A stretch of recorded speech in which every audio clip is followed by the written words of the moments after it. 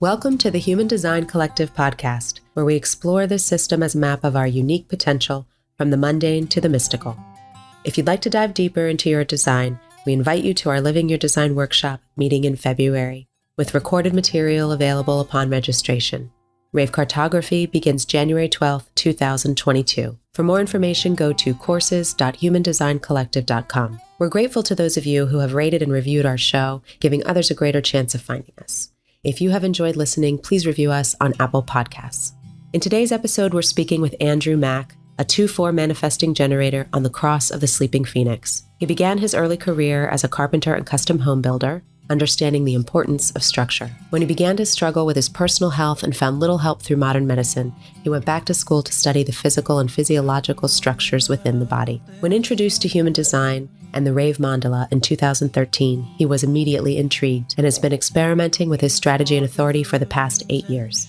We hope that you find some resonance with his knowledge and experience in support of your own experiment, and please enjoy the show. You might be feeling bamboozled.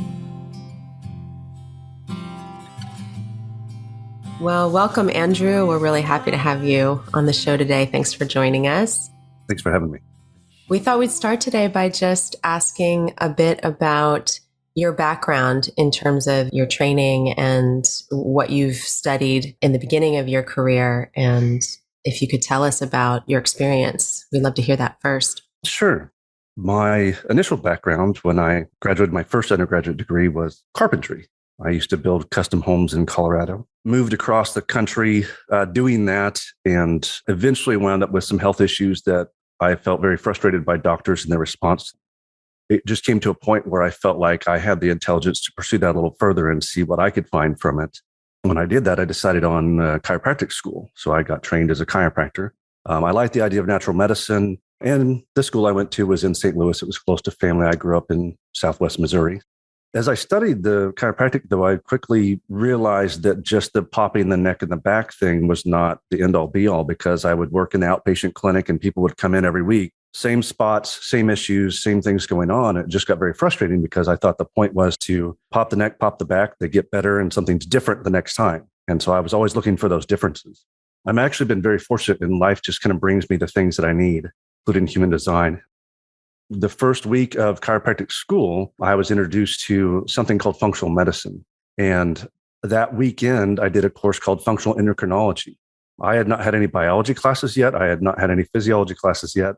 So my initial training or upbringing, if you will, in physiology was from a functional medicine perspective. So I took that into school. And so by the time I got into physiology class and pathology class and things like that, I was looking at it from a different lens, which was a great lens to look at it from.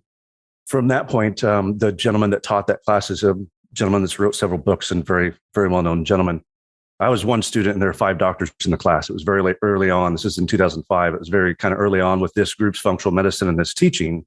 And he kind of pulled me aside. He said, whatever you do, just keep doing this work. This is what's going to make a difference.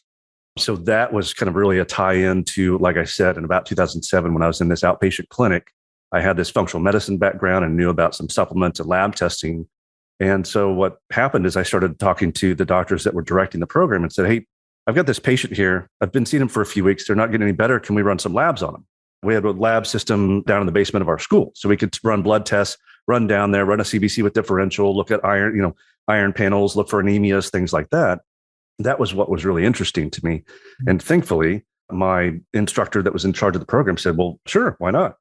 Whereas most of the other instructors might have been more inclined to maybe more inclined to just say, keep working on them, keep rubbing the muscles and that kind of thing. This is something that was really exciting to me. So that was more into my journey. As I left school, continued to do that and worked for a doctor out of Colorado, specifically with diabetes patients. And they had a very high volume practice that did great work. And so I was fortunate to see a lot of cases and learn very quickly by seeing lots of blood work. And I've read thousands of labs, and fortunately, I'm at the point where I can just pick up labs and in about 10 seconds, I can go, okay, we need to do this, this, and this. And so I'm grateful that I've had that experience that led to this. It's been over a decade. That is what led me into functional medicine. And then within that, I got to a point where through a chain of events, somebody introduced me to human design. And just like functional medicine, where somebody said, here, check this out. Human design was the same way. Somebody said, here, check this out. You guys know my chart. So open ego, open G. So of course I've got to prove myself. And, I've got to dive in deep and try to figure out everything I can about a subject. So I started doing that with human design, and life seemed to pave the way, because the first time I got introduced to it, it was just somebody showed me a chart and I said, "Ooh, that's really intriguing," because they showed me the full body graph with the gates and, everything. And I said, whoa, because I used to read my horoscope. That's about my knowledge of astrology. So, but it was always intriguing to me how sometimes you'd read it and go, "Wow, that's kind of dead on." And so this seemed much more specific, which, just like with functional medicine, that was something I liked. And that kind of started the journey. And it's been interesting from there. Do you remember in that initial contact with human design, if there was specific information or specific things you saw in the body graph that really spoke to you? Well, funny enough, the channel we talked about and we share is the 4323. And the person that shared it with me, this was her body graph, and she shared it and just kept saying, "I'm a genius to freak." It was the person that comes across human design, picks out the parts that they like about it, and shares those with other people, which was fine. And that worked for me. So that was a great thing. So no fault there. But it was intriguing enough to see something in this picture and then somebody describe a personality trait from it that it made me go, really? A personality trait from this picture? So that was the thing that was most intriguing to me, because it was a much more specific personality trait, as opposed to, I'm a Sagittarius. Oh, Sagittarius are whatever we are. I don't know all the signs and all that kind of stuff. But there's, that generalization. I liked more specifics. That's just I like detail. I'm kind of more geeky that way. And it was something more I could see there could be a lot of detail. And little did I know, there's a lot of detail. And then did that take you directly to this question of, well, if this applies to personality traits, how does this apply to the body and to health? I think that was in the back of my mind. Initially, I knew I needed to just start to get some handle on my own. Once I saw that first picture, I just kind of thought, wow, this is really intriguing. I'd like to learn more about this, and didn't do anything else to pursue it. I was starting a new job, and within a month, I flew out to LA to go do training. The person I trained with, it was just two of us training at this company. So we got to know each other because we were going to every room and every place together. And we started to communicate after that training. And she knew my background in functional medicine, specifically with like food sensitivity testing, things of that nature. She was a renter and rented a basement out from a gentleman. And the gentleman she rented that basement out was the brother of one of the main people that were in human design and helped edit the book. And so, long story short, I was able to get a free reading by trading services. And so again, human design came to me from me not pursuing it. It just was something that showed up, and it's, this thing, do you want to, what do you think? Here you go. You can get a free reading. What do you think? Oh, sure. And little did I know the skills and all the background of the person that did the reading. I had no idea how much depth of knowledge was there, anything like that. This was just my first exposure to somebody else that was, more educated than myself in it. And so it was something where I just thought, oh, sure, let's try this out. That kind of started the journey. Andrew, can you say who that was? Sure. Through a chain of events, I was actually able to get a reading from Donna Garlinghouse. And so that was one of from my understanding, you guys know her very well. And she just was excellent at reading the depths of my chart and introduced this idea that my wife was a reflector, which didn't mean much to me, not really knowing how rare that was, and established a short relationship with Donna. I did her LYD class and I did her Rave ABCs. But at that time, I was definitely living out my 3420, my kind of sleeping phoenix, just buzzing hard, and just really didn't put in any time and effort into it. Really was just taking the knowledge as superficial, but I understood inside myself as you can't just know it this way. It's going to take some more time to live it out. So I actually stopped pursuing any education in human design. And so this goes back to 2013. So I've been around design for 8 years, but within the first 6 months, I stopped any education, and just every 2 or so years would get a analysis from a different practitioner just to get some bearings of where I was, but just trying to live out my life and then get some bearings and go, oh, yep, I see that. And I see that's coming up, or some of those things. And that was my way to test it out and kind of see, how does this knowledge really work? I started to research it as I like to research. And so I looked up this guy named Ra. I'm like, oh, great. The sun god Ra. Like, what's this guy about?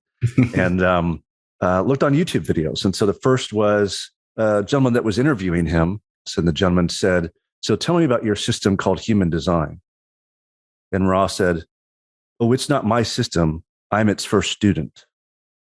That for me was really interesting to be around all the different doctors that I was around and to see people battle for egos in the world that I was in, and to all of a sudden see this shift with this guy that just says, not mine. I'm not taking credit for it. Don't give me the credit. It just exists.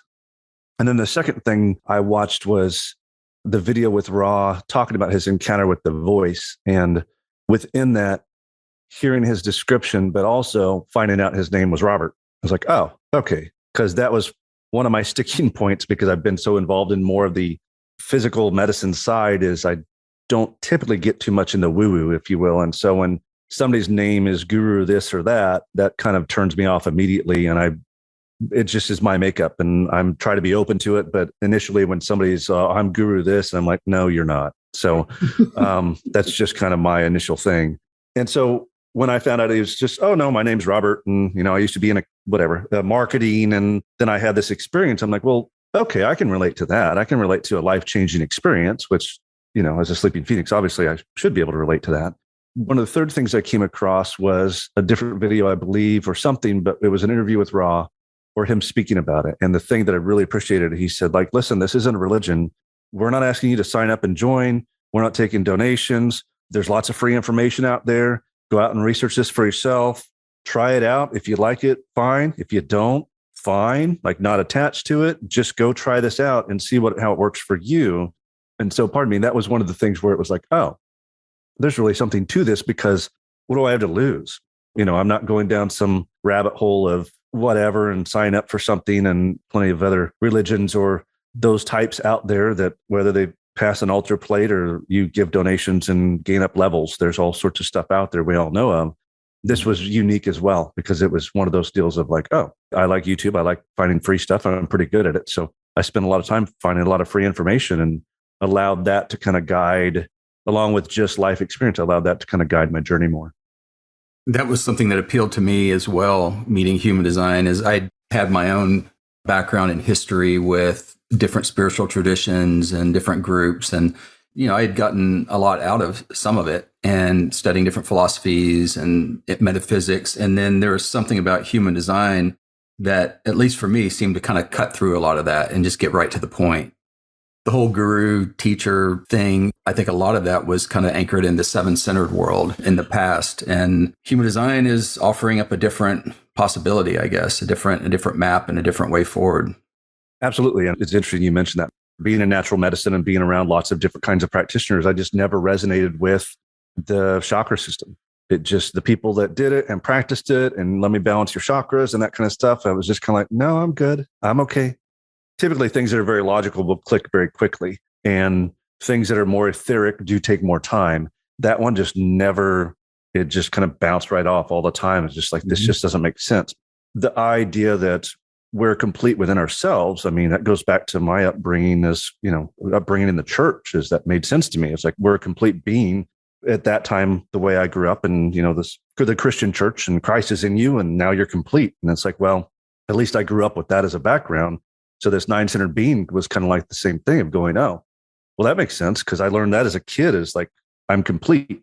But it also brought up points of then religion, because it's like, well, then why are we constantly praying out? Because we're made complete. So aren't we complete? Mm-hmm. I'm confused here. So that's a whole different journey away from the standard religion. It just made a lot of sense. Yeah.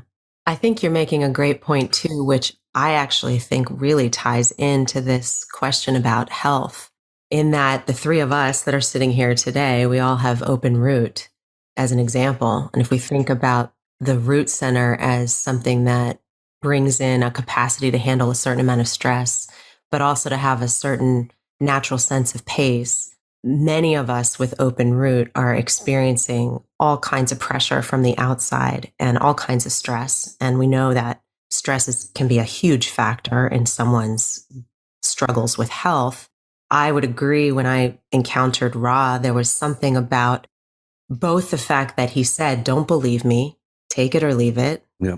do it your way, but also that a huge part of the human design guidance is wait, Hmm. relax, take your time. Most designs have that baked in. And that's so rare to come across in anything that anybody's trying to sell you, whether they're trying to sell you something for your health or sell you something for your spirituality or sell you something for your psychology, for somebody to just say, well, take your time, let it come to you when you're ready. And if you're not interested, cool. It's such a breath of fresh air. It is. And it makes it a real challenge from everything that you can do as, training in business. Because those of us in natural health, like chiropractors, we tend to be small business owners. And so our whole goal is finding ways to market, finding ways to get things out. I've done very well with selling supplements and helping create them and bringing new ones into the country and all the details about how supplements work, as well as specific types to do better absorption and all these things. To be honest, in my journey in this point for the last few years, that open root combined with the sleeping phoenix has been something that has really challenged, really challenged my own health. And it just got to a point where I had to slow down enough to really look at what I was doing.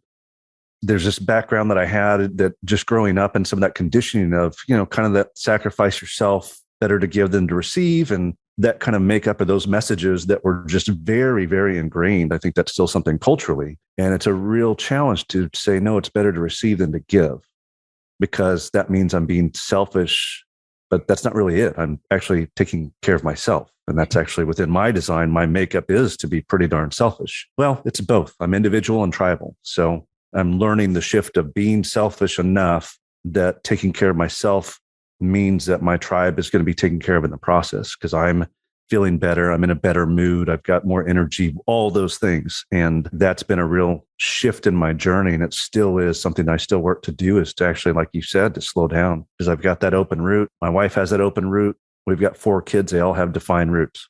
Oh, wow. The pressure has been there for years and years and years and years.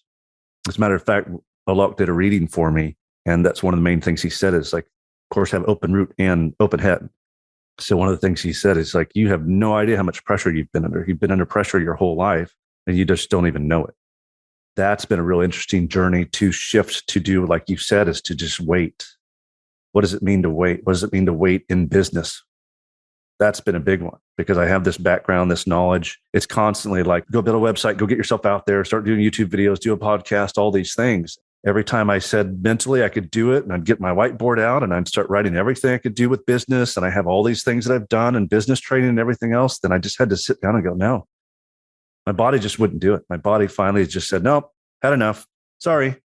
Have a seat, watch a movie, listen to some music, play your guitar. That's what it's been for the last few, off and on, kind of in a way, almost for the last couple of years. Have you noticed that shift has had an effect on your health? Yeah, it has. It's what's happened with slowing down is it's let me slowly come into tune with just what shape my body is really in. Because I think mentally I could power through saying, oh, that's just a little thing. It's all right. This is going on in my body. That's all right. I'll power through it. It's no big deal. That whole kind of stupidity of I'll get enough sleep when I'm dead kind of attitude was kind of the way I would joke about in my 20s and into my 30s, was just, no, I'm good. I'm good. And honestly, that mental power was strong enough to keep that for quite a while. Well, for us in 2016, it kind of all came crashing down when we had a house that was full of toxic mold. So as a family, it was right before Christmas. I'd gone to a doctor, because here I am, somebody that has a pretty good wealth of knowledge, and I just couldn't figure this out about myself. And that was one of the challenging times, is just going, why can't I figure this out? I'm good at looking at labs of other patients and all these things.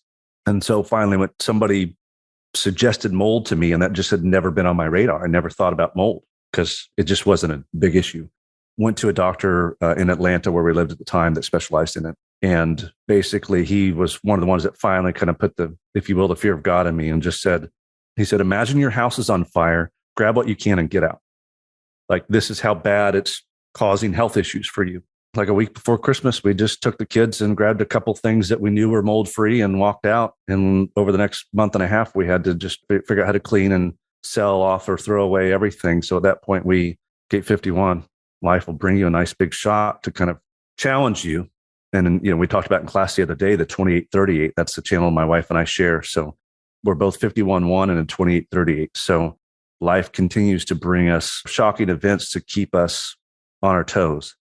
And so that was one that was really where you just kind of walked away from everything that you were in a way attached to. A challenging time, but probably one of the most freeing times because we just got rid of stuff. We have a nice place now and we have lots of things, but I can't tell you that the last time we bought anything new, except for maybe clothes for the kids. Everything's used. Everything could go in a minute. It can go on Craigslist or Facebook Marketplace, any of that stuff. It can go on there. It can be gone, hopefully within a week or two, and we can pick up and go if we need to. And so that was, for us, one of the important things that we felt we needed to have is that freedom to move. It kind of sounds like a Sleeping Phoenix moment in a way, what you're describing of just imagine the house is on fire, grab some things and get out.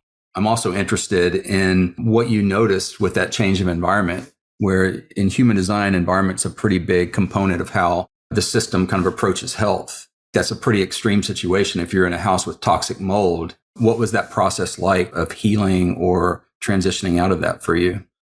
It's still been a journey, to be honest. I wish I could say that I'm fully healed and everything else, but what I'm learning is the environment is so key for my health. Within the 4 transformation, you have this idea of digestion, you have this idea of environment. I would venture to say, and I've got a lot to learn about PHS, but I would venture to say they're almost one and the same, that you can't have one without the other. And I know, obviously, like digestion for me would be, being at a restaurant with a lot of stuff going on. I have the makeup for me, so I need that nervous energy around me. But I still think the physical environment you're in makes a huge difference. I think that the idea of shores like this is a good start, but I definitely know for me, when I started having health issues, just to put it into perspective, I was probably the best health I ever had is when I lived in Colorado. I lived north of Denver, and at the time in the late 90s, early 2000s, it was pretty much flat, wasn't a lot of houses, and then I could look over toward Boulder and I could see the foothills. And so I had that natural shores, not knowing that that was my makeup. I hadn't even been introduced to human design. Healthiest I've ever been in my life. Everything flowed, life flowed. I mean, tick off just about every box. My health issues started once my wife and I got married and we moved to North Carolina. That's where her family was from. So I was in a whole different environment, hills, lots of trees, lots of enclosed, no more shores. Again, I may be correlating here, but there's definitely, when I look at places I've lived and look at my health, North Carolina, when we lived in Atlanta, it was the same kind of deal. Hills, lots of trees. We lived kind of almost in a ravine, no natural shores. The mold may have been a secondary effect. The primary effect may have been my vehicle basically like going, you got to get out of here. And since I wasn't moving, it was like, no, we're going to move you. Like, we'll get mold in the house. We'll do whatever we can. Like, this has got to go. You've got to move. And kind of getting out to here in Northwest Washington, it's a beautiful area, but it's interesting. It still is the same vibe, as I can kind of tell. And my wife and I both talked, as we know for sure now, it's starting to sink in, this idea of environments, not just when I'm eating, but just overall physical environment to live in, definitely makes a huge difference on my health. And we're both recognizing it's time to move on. It seems like there's an interesting interplay between the frequency of your correct environment as seen through PHS or through human design, and perhaps the resiliency of the body to certain pathogens, to external toxins, that when we're in the right environment, our body probably has a better capacity to deal with whatever's coming in from the outside, deal with conditioning or deal with environmental toxins or allergens and that sort of thing, where if you've got both of those things off, you're in the wrong environment and you're dealing with these outside influences. I think that's probably where we get into a deeper health crisis or a deeper situation. I agree. I think that's something that's really interesting to start to research and learn more about for me, because I've got all the ability to look at lab tests and everything else, but it's a great thing for me to start to think about the patients I've worked with in the past and those that I may in the future. So just start asking them about, where do you live? Who do you live with? Who do you live around? Like, what kind of resonance is there?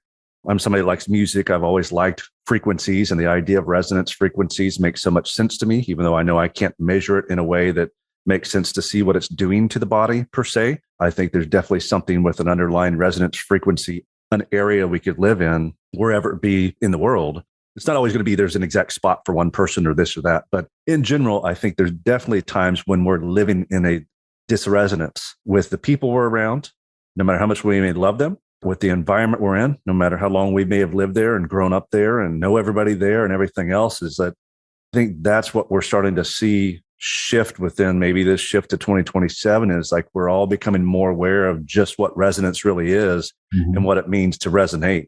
I think like with both of you, John and I are 2/4s, you're a 5/1. Even just that alone, I think I mentioned that to you guys before. I've been around a couple of friends that are both projectors. They're both 5/1s, and somebody has to come in and cut the conversation so we'll actually eat food because it just is. I'm excited because they're wanting the energy I've got, and they're excited because I've got energy to give. And it's kind of like a boundless thing.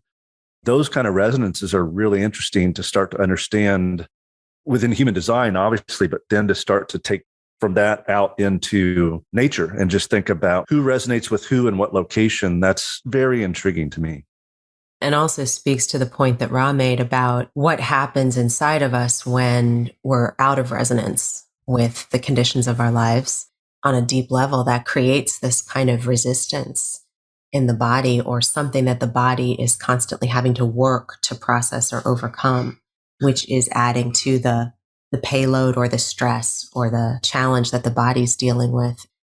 I love what you said about how powerfully each of us can use our minds to just keep pushing through, keep overcoming that. In the last conversation we had with Martin, he made this great point where he said the body always brings the bill. Especially once we start to get to middle age, it becomes really clear that we're not invincible and we can't take that for granted. Yeah, and culturally, we're seeing people go, I can't keep up at this pace anymore. This hurried pace, this hurried life. When we look at the cross of planning, it was 1615 or early 1600s when it started. And interestingly enough, when you look at the research on specifically caffeine, that's one of the first times caffeine, coffee and tea got introduced into Western world. As you look at that and how that got introduced into society, that's kind of been one of the main drivers chemically. It's been altering our physiology and is driving our system into this push more and more of the hustle culture. I think finally everybody's starting to wake up and go, I can't sustain this. I don't have a relationship with my kids. So yeah, maybe I have all these toys, or the bar keeps getting raised where it's like, I just can't get enough. I can't have enough.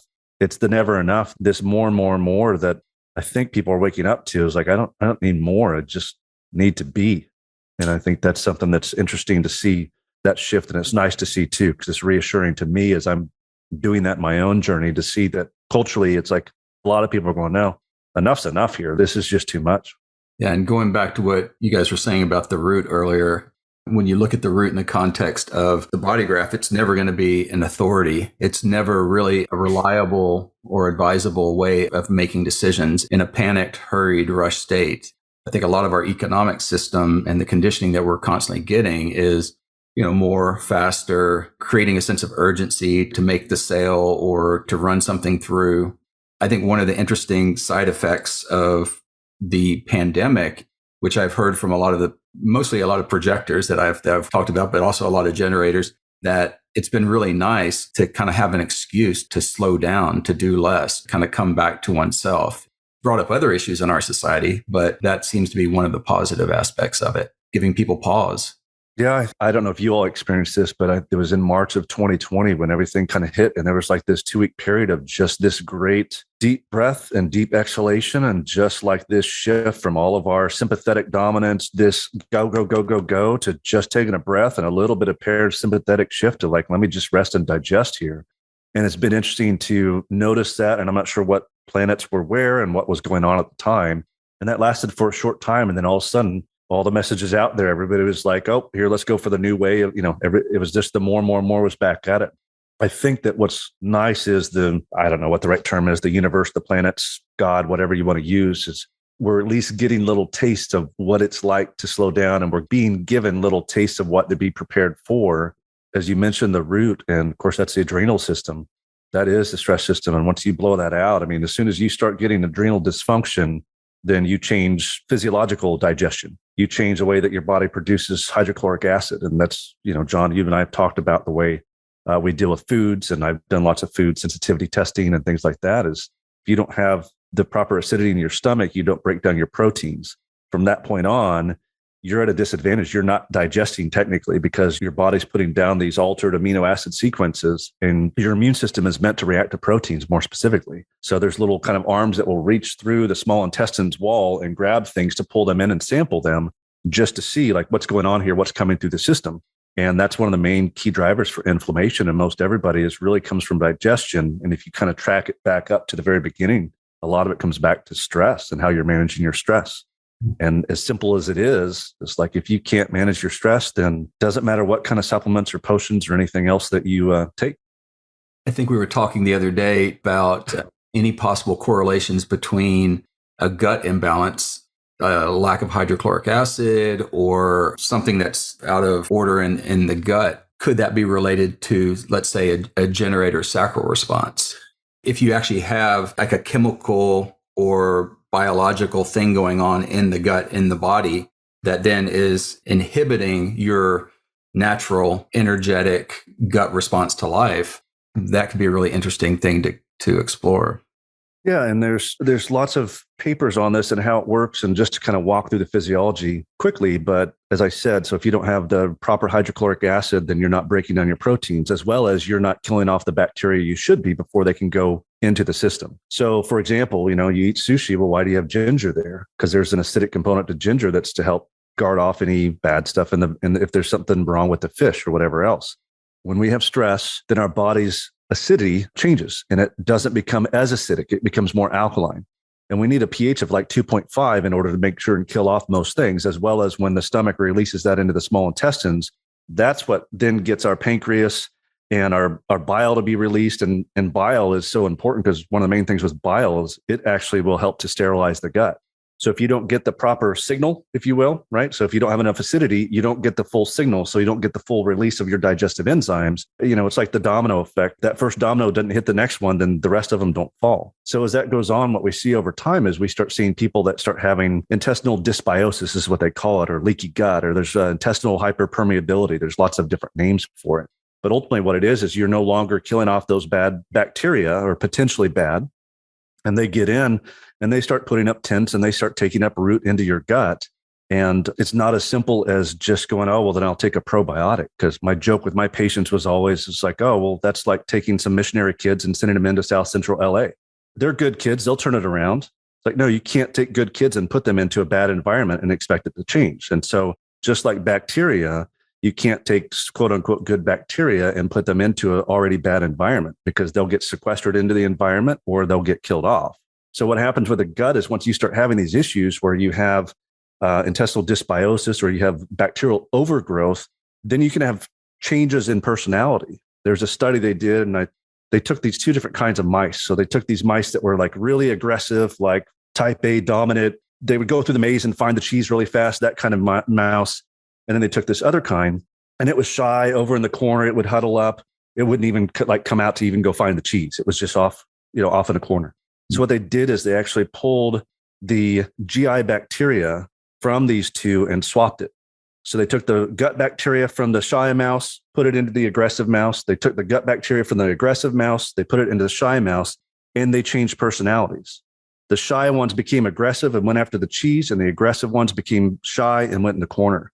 And we see this physiologically in the body. There are certain things where when you have what's called intestinal dysbiosis and you start getting issues with the way your body creates things called short chain fatty acids, there's a specific one your body will create called valerate. And valerate, if that gets up too high, it becomes what's called a GABA agonist and it blocks your GABA. And your GABA is your calm, relaxed, easygoing, chill out neurotransmitter. Whereas dopamine, serotonin, acetylcholine, those all tend to be more active. They tend to do something or create some form of an action potential. GABA tends to be your calming one. And so you can have gut bacteria that in essence gives you anxiety. So you were asking about the sacral center and the sacral response. And this is something I'm really curious about because I lived in the Bay Area for a lot of years. And my daughter's father is a chiropractor and had a really active full practice. And at some point we moved to Marin and he was seeing lots of different patients in different areas. I'm not sure if it was exactly about the environment we were in or just the volume of people he was seeing or just the age demographic we were entering. But at some point we looked at each other and we were like, what is up with all these bizarre illnesses that people are suffering from? And they're not so bad that it's creating, a stop life, full on halt, because we got to deal with something major. But it's sort of this really sort of moderately debilitating challenge that's always there. So whether it was people having gut issues or autoimmune issues or Hashimoto's and all these sort of reactions. And then we had all these people around us who were watching, sort of chasing all of these symptoms and going to all different kinds of alternative health practitioners. And it felt like trying to chase something down. As I was working with human design, I got really curious about what happens for people when they get connected to their nature as we see it in human design. So if you take a sacral generator, for example, they're able to get connected to that sacral response in a healthy way. It seemed to me that just getting connected to that response and then being able to experience that kind of aliveness and that movement actually helped to dissipate a lot of these symptoms that they were experiencing, more so than the chasing after all the material pieces to try to address all the symptoms of the issues they were having. It seems like with some people, those issues have gone on so long that they sort of can't feel the sacral response anymore. They feel disconnected from their bodies. They can't sense that aliveness emerge in them. But it seems to me like there's some way in there, or maybe there's some point before it becomes extreme, when getting connected with that response can actually almost have a healing effect. Yeah, absolutely. I think that when you have one of these issues where you've got altered bacteria in your gut, whether or not you can really perceive your own internal response anymore. Bacteria, there's billions of them inside you. So ultimately, you wind up with a point of are there more cells that are not you than you? And if that's the case, then how much of you is really there? Or how much are you fighting against something else that's inside? And it's really tough to kind of tune in to what part of me is here, because there's more not me than me. You get to the point of there's more not self than self. And so that becomes the challenge of getting back to, like you said, if you maybe are able to slow down enough and you're in that kind of right environment and just are able to kind of tune into what's right for your body. And I think that listening to the body was something I always kind of laughed at, to be honest. I thought it was kind of hippie jargon, listen to your body. It never made sense to me until I personally started to put it in practice and realized that I can kind of pick up a food and start to put it in my mouth and spit it out and be like, nope, not for me. And so it was a weird thing to put into practice, because obviously it's not fun to do that at somebody's house if you're over there and they're having it for dinner and you're like, oh, sorry, I can't eat this. So you've got to find ways around it to try to do it politely. But it really is something where at first I thought it was just me being weird and going why am I not wanting to do this? Or why do I not want to eat this? Or why do I just not want to eat today? And why do I want to fast today? And not because I'm starting the homogenized intermittent fasting thing or any of these other programs. It's just today I'm not that hungry, and that's okay. I think probably the biggest challenge comes back to that fight between the body and the mind, and allowing your mind to be transformed by reminding it that it doesn't know everything. I think a lot of what I'm seeing in the way you're talking about it is that it highlights the fact that we're interdependent creatures for the most part. And there are certain philosophies that will sort of say, no, mind over matter, you can address everything with your mind, or no, medical science, you can address everything through the material. But kind of like you're saying with the environment as well, we have all these interactive dynamics that are happening, and they all play a part. There's a balance, there's an interdependence, whether that's between each other, two different individuals, whether it's our relationship with the environment around us, whether it's our internal ecosystem and the balance between our mental activity and our physical knowing and senses. So it's complex in a way, and it's very differentiated. Yeah. It's very unique to each individual. It's not as simple as just one thing for everyone in one realm and we're done.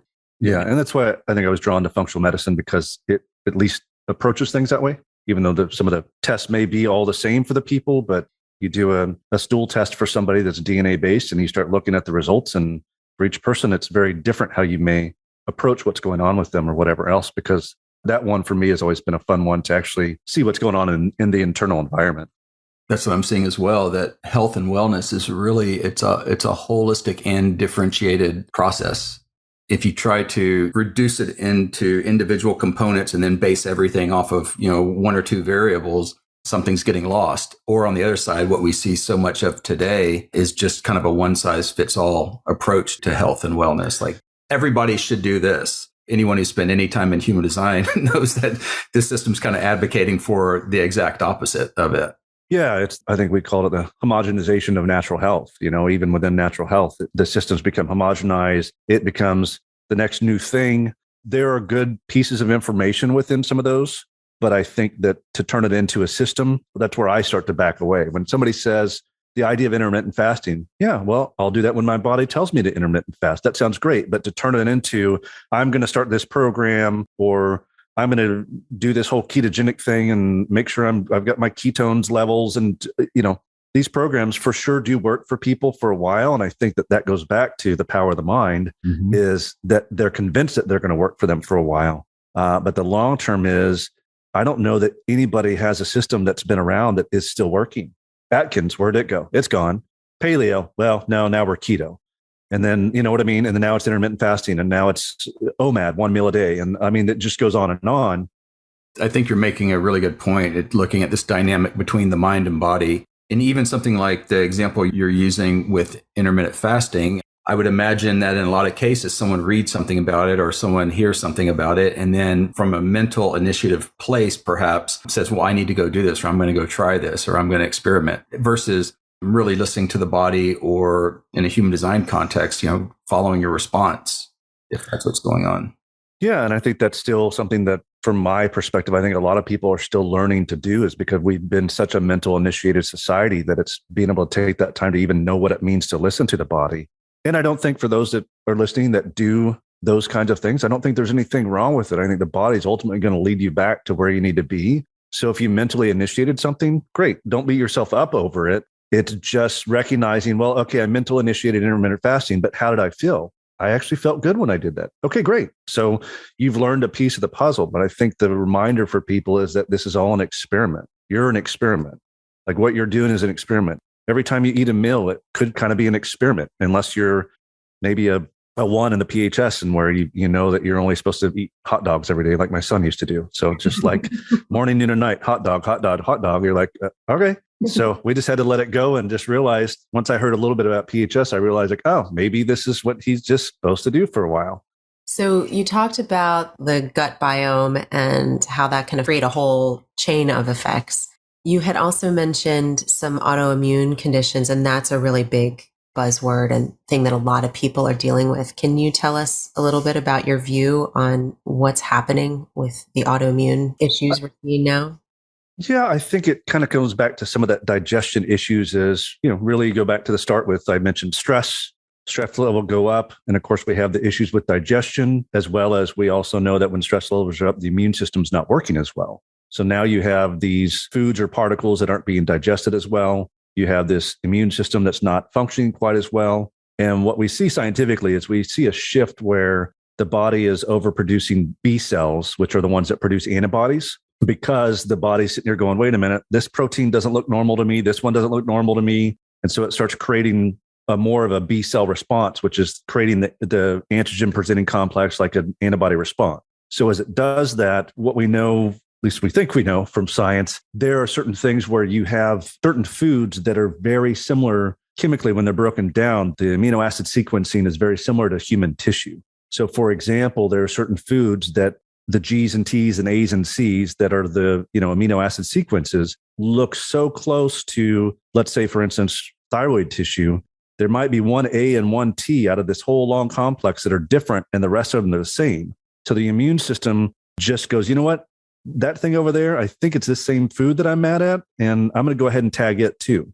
So we start seeing an antibody response to our own tissues. And Hashimoto's, we mentioned, is one of the biggest ones, one of the most common that's out there.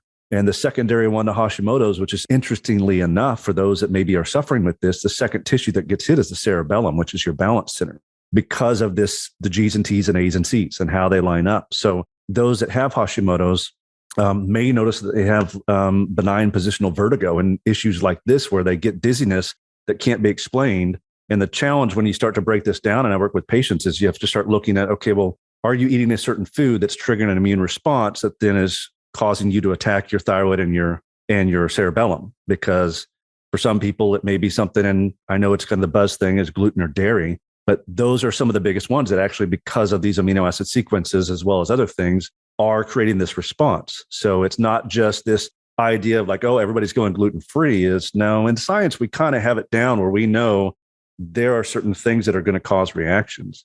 From that, you just start looking at what's going on with the individual tissues in the body. And at that point, we see this imbalance of the immune system. And I think that's something else that seen with COVID is really opening us up to recognizing that there is this imbalance, because those that are having the hardest time with COVID are those that have a lower T cell count. So in your immune system, when you have B cell count that goes up, the T cell count goes down. So we have this huge population of people that have a high B cell count, which means they can tag it, but they have a lower natural killer cell and T cell count to go off and kill it once they've tagged it. And it's a kind of a fine line of when you're playing with these, because you don't want to just give somebody a bunch of echinacea tea or lemon balm or pomegranate or maitake mushroom, which are all natural things you can do to raise your T cell count. Because, yeah, you might go kill off COVID, but you might start attacking your cerebellum and your thyroid in the process. It's a more delicate interplay when you play with these, but it comes back to some of the basics of, I don't know, how are your vitamin D levels?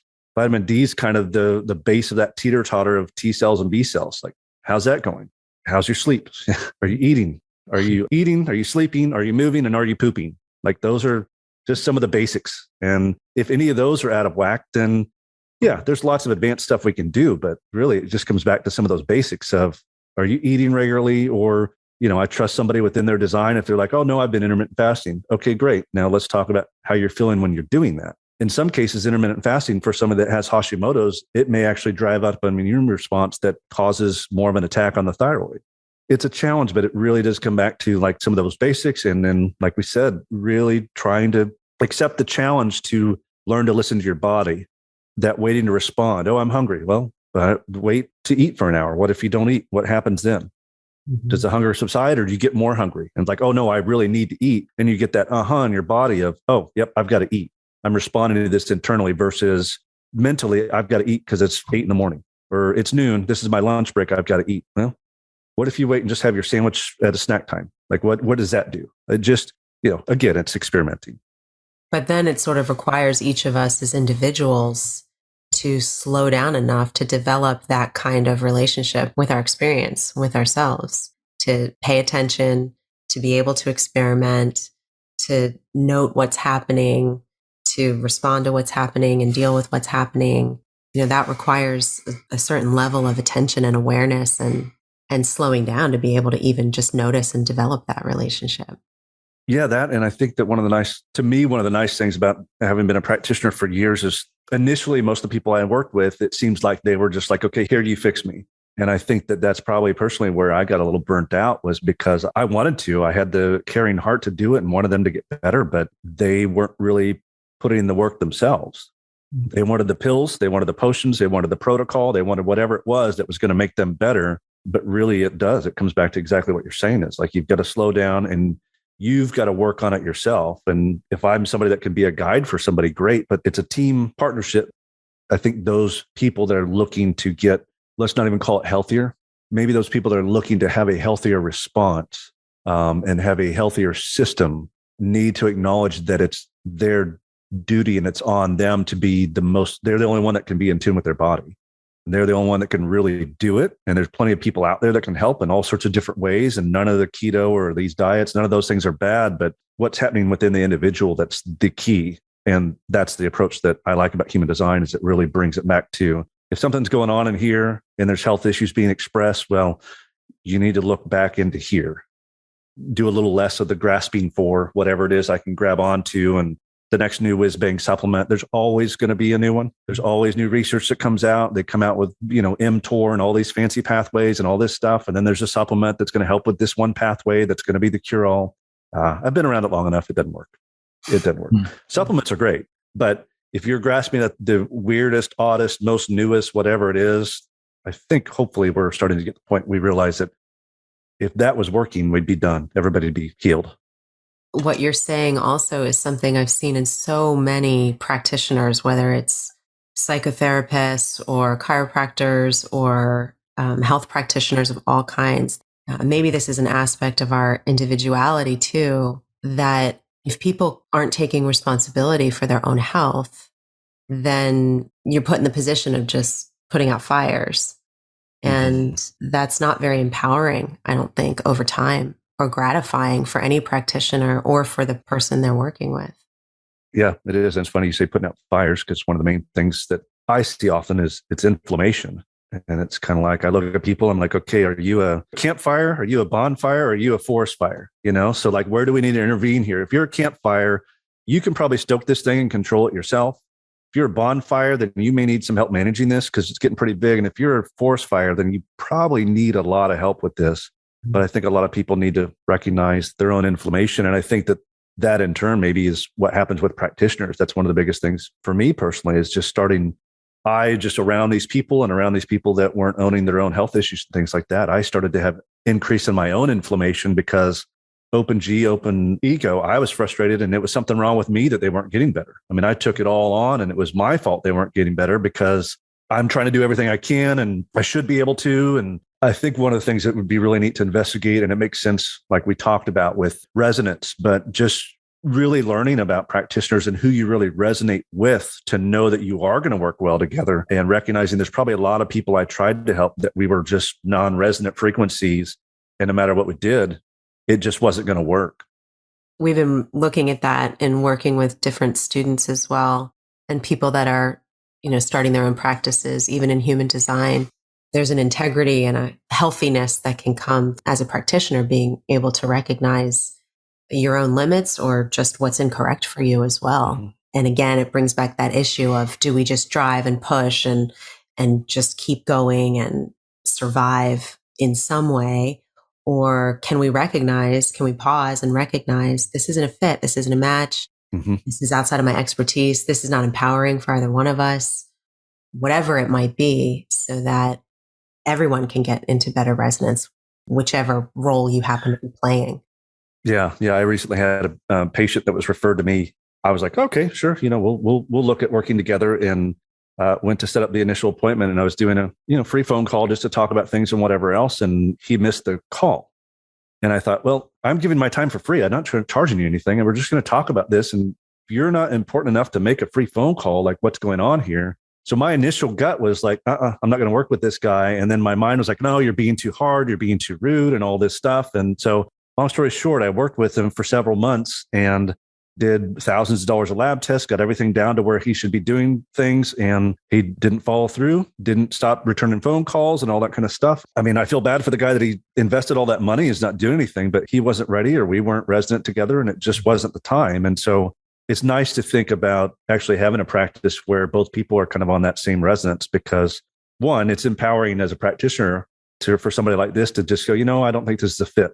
I hope it's empowering for somebody that's a patient that's looking around. And when somebody tells them, no, this isn't a fit, they get to go, oh, good, this isn't the right person. And they get to have it as a positive aspect and going, oh, great, there's something else out there for me, rather than being careful about all of us with open egos and everything else is taking it personally and like, oh, I'm not good enough to be healed or something like that. It's like, no, that's not it at all.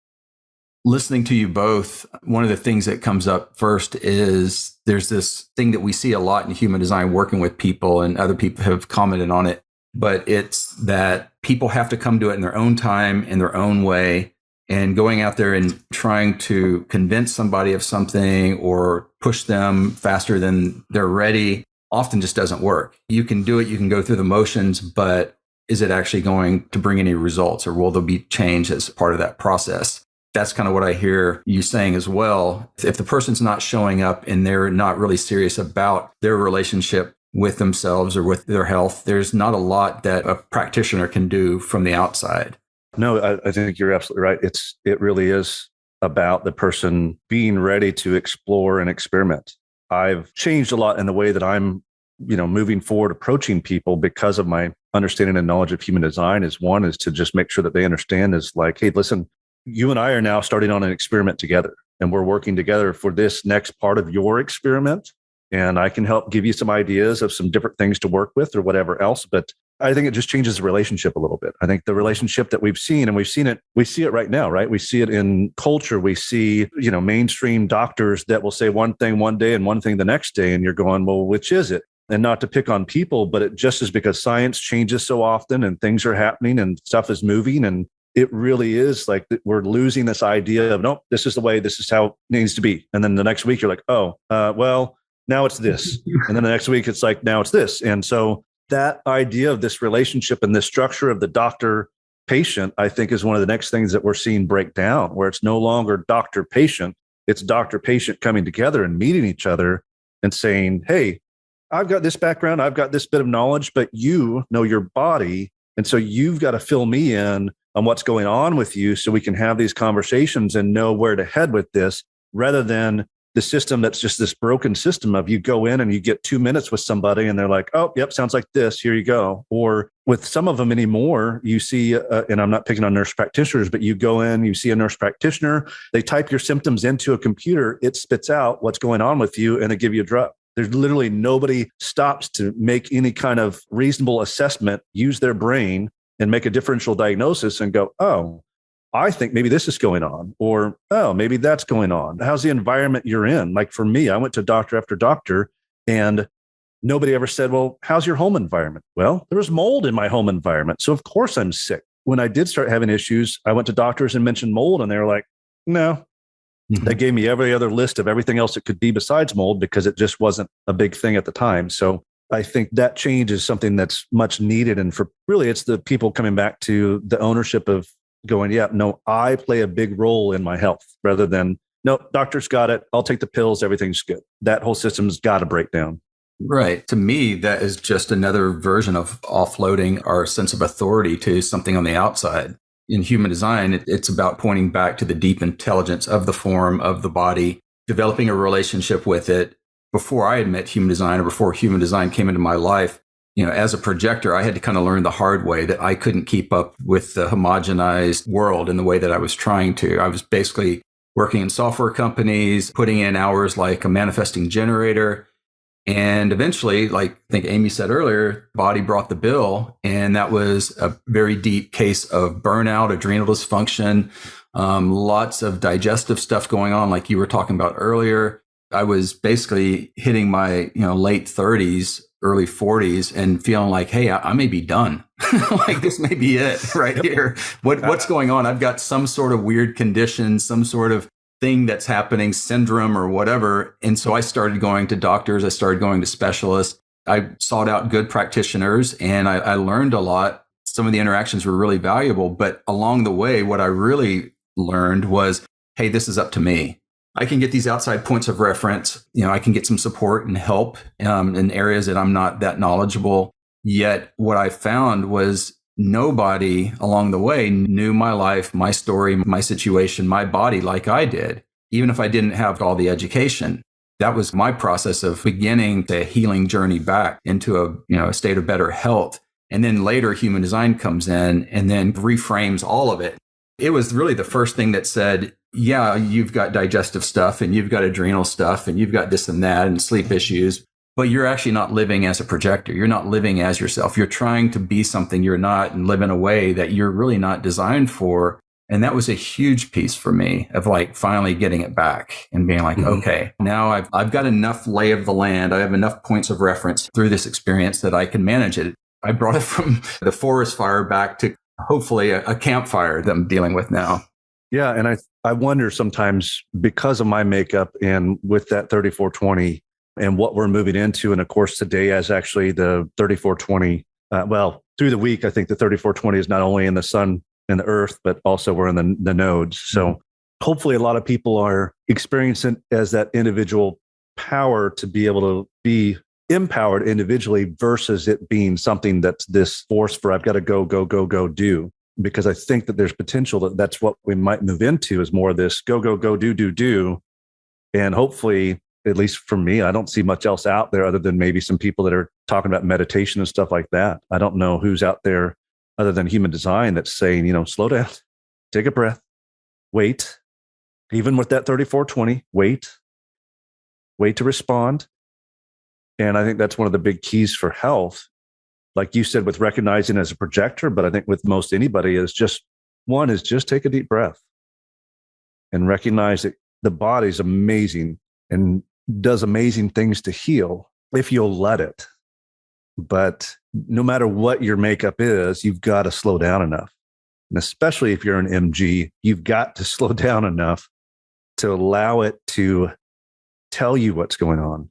Because otherwise, especially in MG, any mental definition, things like that, before you know it, you're in your mid 40s and your body's half apart. And like you said, John, I've experienced the same thing where you're like, well, I didn't even make it to 50. Like I'm thinking like I'm done. This is, your body's falling apart and you're going, I don't know if this is coming back together, but it does. It just takes time.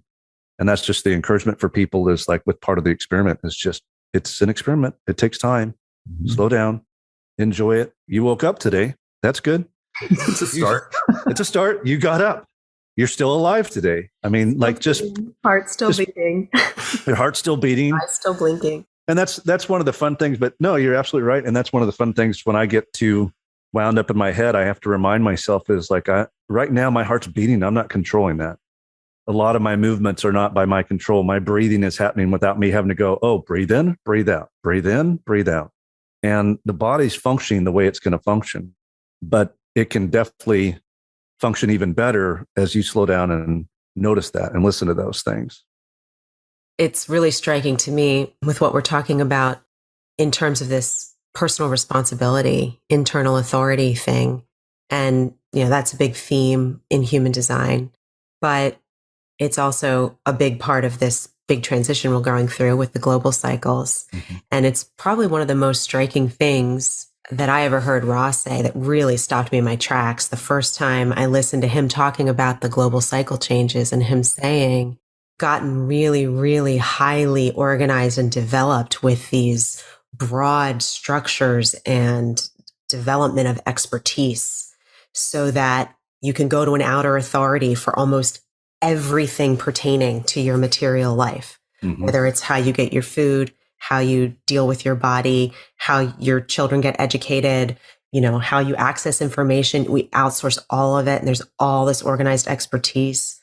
But what happens if you get to a point where you can't find anyone who can or is even willing to take responsibility for you and mm-hmm. act as an authority for you? That was really shocking thing for me to hear, because it's one thing to say, oh, well, you should take responsibility for your life and learn your design and, do your thing and you can have your own authority. But, what happens when it's not even accessible anymore? That's something I've thought about just because of my makeup and thought about the Sleeping Phoenix. But I've researched lots of different things. And I don't know if you're familiar with the younger Dryas impact hypothesis, like Graham Hancock stuff, and like going back into that and looking at this concept of there's been this society that was super advanced years ago that had all this technology, all this information and everything else. And we had an impact that happened from an asteroid or some kind of meteor or something, and it nearly depleted everybody on Earth. That was kind of an ice age. That was like 12,800 years ago. Then 11,600 years ago, there's a second impact that actually hit water. When you go back to some of this stuff historically, you're looking at where a lot of these flood myths come from. So when you have, like the flood myth, it's like, sure, I learned one about Noah. There's like over 100 of them all across the world. And it's always a story about somebody that was able to make it through and everything else. And it gets really intriguing to think about, not to be a doomsdayer by any means, but I just think about like, what would that be like if something like that came through and totally reset the system?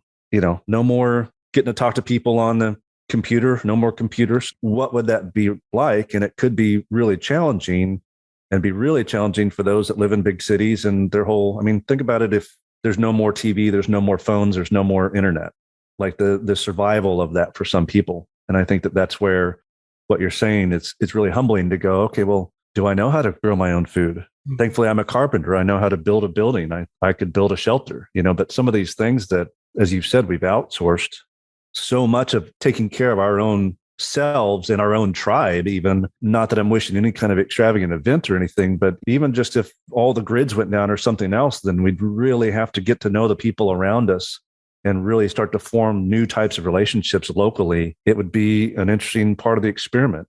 I don't think any of us know what's going to happen in 2027. Maybe it's completely the opposite and we move into the metaverse and everybody's plugged into a computer and they no longer grow arms and legs. They're just a brain and they feed the system. I don't know. How soon can we get there, right? It's like, oh my gosh. Yeah, it is. It's like that's the more thing, right? It's Right. society's constantly climbing and grabbing toward more and more and more. And this idea, my son's got a VR thing and he uses it when he wants to. And thankfully, he's not like addicted to it. But I just think about there was at one point in time, your kids may have done this too. They were playing this game where they were like, it was like they were working at, oh, I know, it was like Panda Express.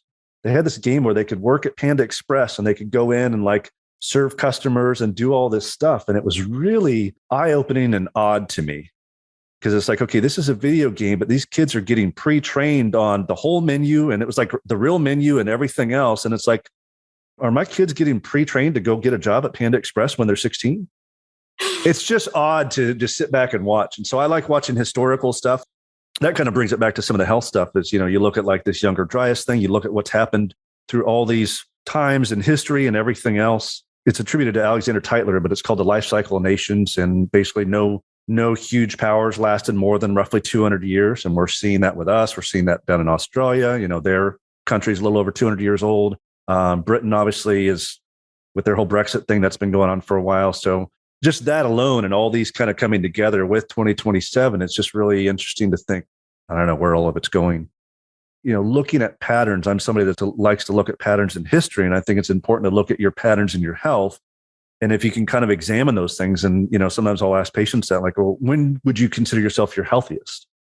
Okay, then who are you around? Where did you live? And you start asking those things that relate to PHS and the environment and the environment of the people and the frequencies around you.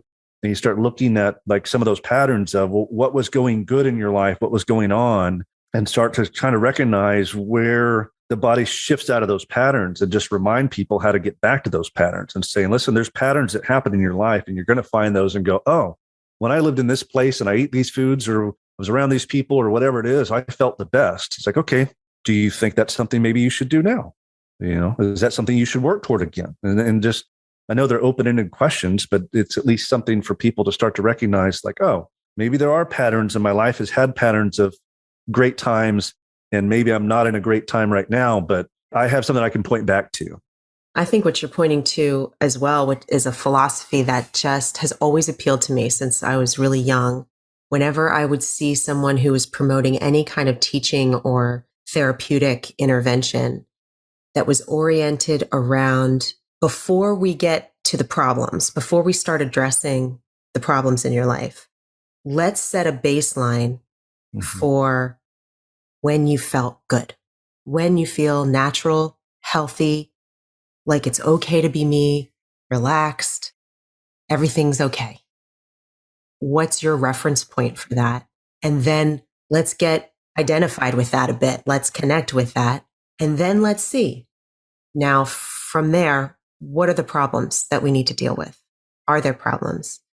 Psychologically, I've really seen how for some people, when they get steeped enough in what feels natural and what they know and what feels grounded and real to them as an individual, sometimes many of the things they were preoccupied with or trying to solve literally disappear.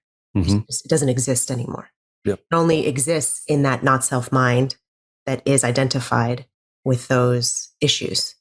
That's not true in all cases with everything, but I love what you're saying. I don't know that I've ever heard a practitioner explain that in the way that you just did, that they would sit down with someone and say, what feels good to you? What feels natural to you? When do you remember feeling really healthy and what was happening? I think it's brilliant. Yeah. It's just because, selfishly, I've done that in my own life and said, oh, I felt really great here. Everything was, I won't say perfect, but everything was going so well in this state. And I think it's really nice and important to do that. One of the things I've had patients do is just basically just write down a whole list. And I said, do a Word document. You can give me 20 pages, whatever. Just give me your health history. Give me everything. And that in and of itself can be very cathartic just to get it out of what's in their head and let them write it down. And I always want it printed off. I want something tangible that they can hold and feel, because that is something that to me creates something like, okay, now the health problem is no longer in my head. Here it is. Your health problem is no longer this massive thing that you can't handle. It's 3 sheets of paper. So let's go through this line by line. And then we start kind of, breaking it up that way. The way I look at the way conditioning is you have that cultural, sociological that then hones down into the psychological, which is more your immediate family and those things. And that's those filters that kind of feed into who you are. So one of the things that's nice for people to do is to work with somebody that's a counselor or something that can help them to start to break down some of those cultural and as well as psychological aspects that have got them to the point and them going, this is what I believe. Like, okay, but why? And I think some of those are some of the biggest parts of, biology of belief. That's an important aspect. Obviously, John, we've talked about it in PHS for a certain group of people, maybe the 3s and 4s that, have the ajna for the awareness center. That may be a big aspect for them is to start to examine their beliefs. That's where it becomes really interesting to start to do work to help people, is because you really start to go, okay, well, what's your PHS? What's your makeup? And where are we going to be able to hit the mark best? Maybe somebody that sees a counselor and gets the biggest changes from that versus actually doing anything that has anything to do with a supplement or anything else. Just hopefully people start to recognize, I hate the phrase, but there's more than one way to skin a cat, more than one way to get to a place where you feel back to your own resonance and your own frequency.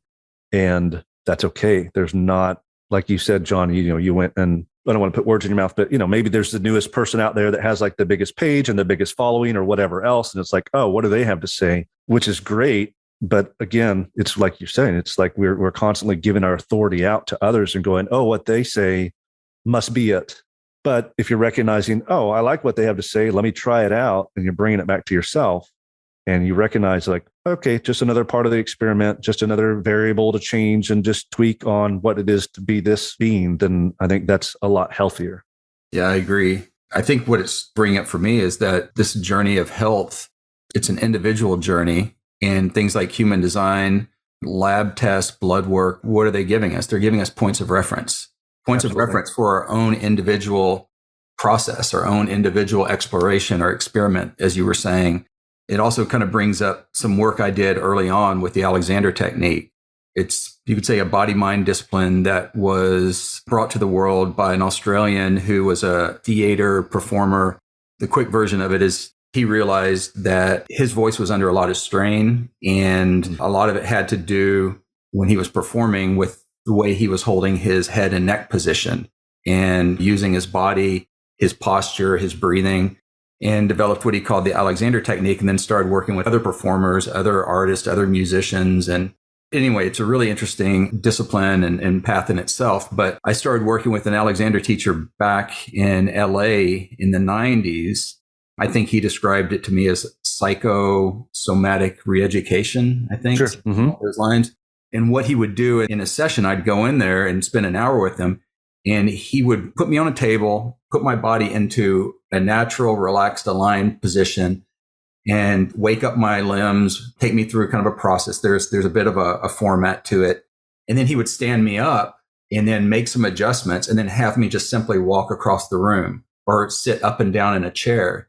He was basically giving me points of reference to take back out into the world as I then use my body and move through life, giving me an experience of what alignment really felt like in my form, in the body, in the now, for me uniquely. And then I would go back out into the world, maybe see him like next month and see how much of it stuck, how much of it hold. And then he would come back and do the same thing again. And eventually it changed the way that I moved. It changed the way that I walked. A lot of the stuff that I had been dealing with, the pain in my neck and pain in my back, just went away by coming back into alignment. And so bringing this back to human design and this idea of signposts and references, something like PHS, this is a marker. This is something that you can experiment with, that you can test out, verify for yourself.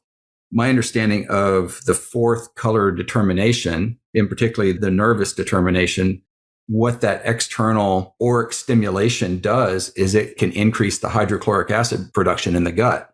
Absolutely. Yeah. And so how interesting that here's that point of reference in human design, and you're seeing it as well in your own experience and in your lab test and the functional medicine work that you've done. And now we can cross correlate. We can go, okay, there's something going on here for me to explore, to work with, and find balance or alignment within myself. Right. And I think it's interesting to note for me, as I've experimented with that, I had noticed a difference too. To give credit to supplements when they do work is understanding the physiology. Is I understood that based off of my stress levels and things like that, when I was kind of, my body was at its weakest, I would start taking things like certain digestive enzymes and things of that nature just to improve my digestion in that period of time. So there is benefit to things like supplements for those things.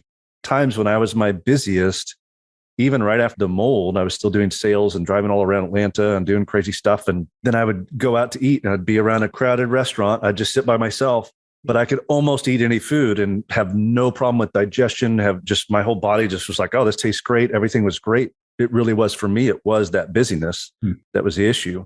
As we know, we can get conditioned mentally and we get conditioned by our culture and by other people around us and family and things like that. What I see with having done some of the lab work is we actually get conditioned within our immune system. And our immune system becomes conditioned specifically most often to foods because that's our main fuel source.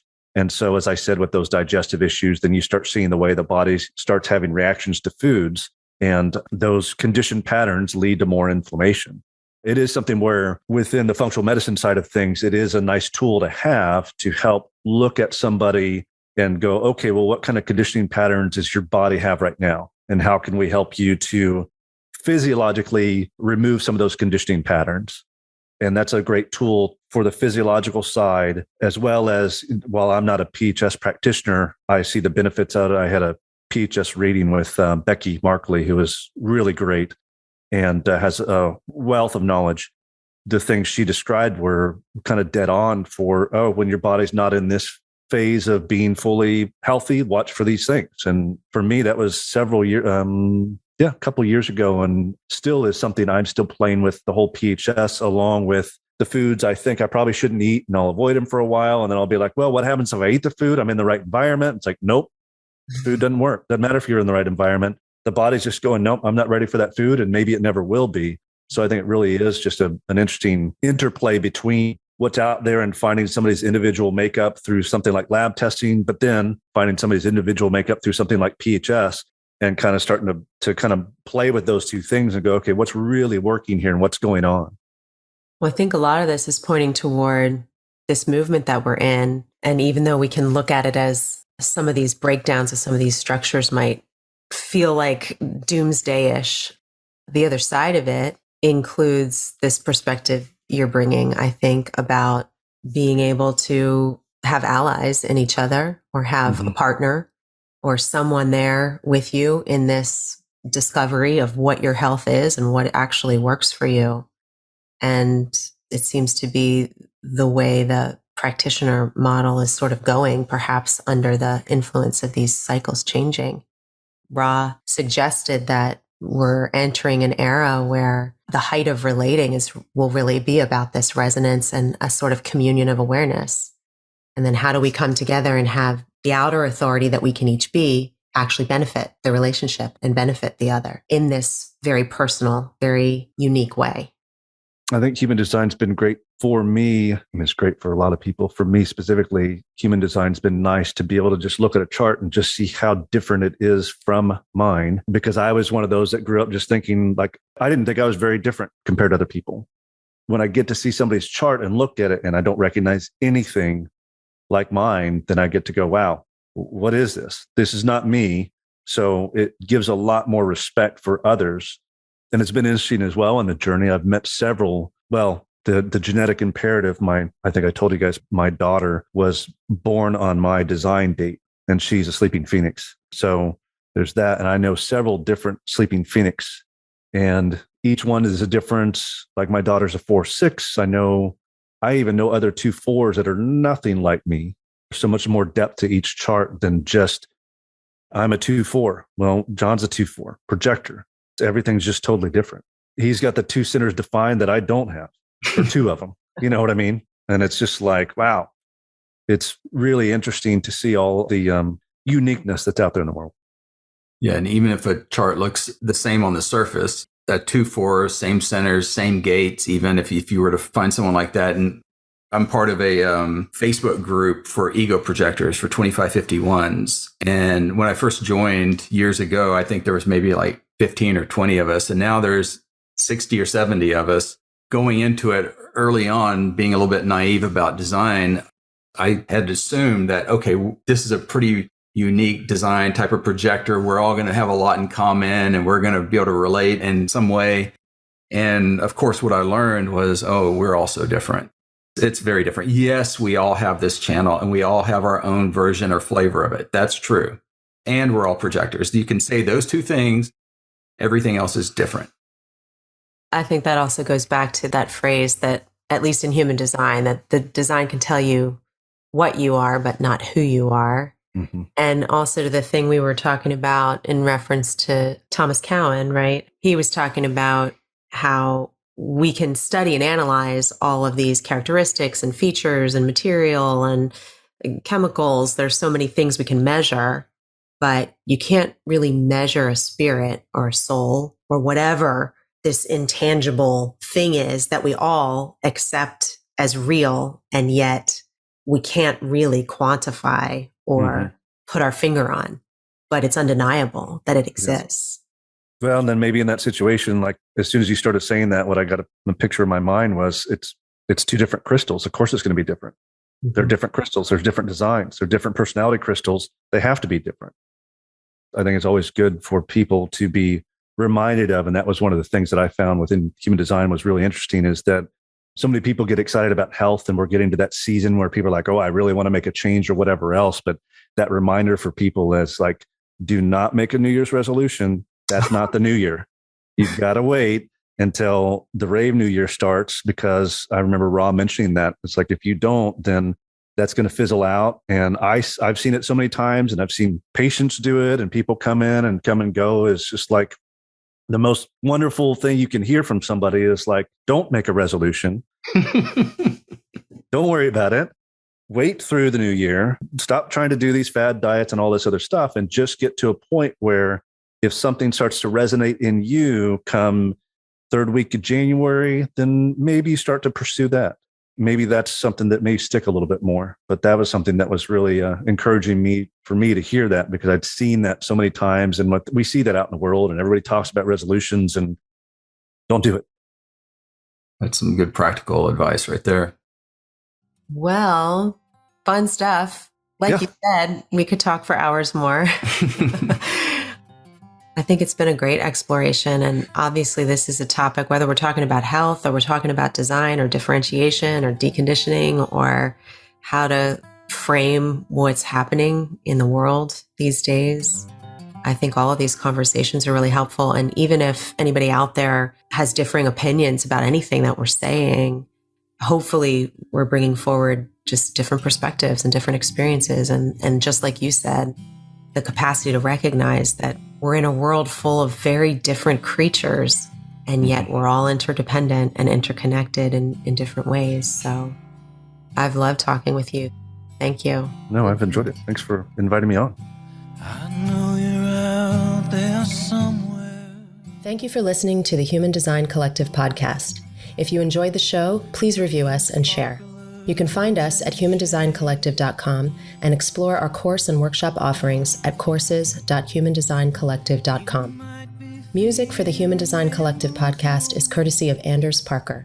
For more information, see the show notes. And please stay tuned for upcoming episodes on the same channel.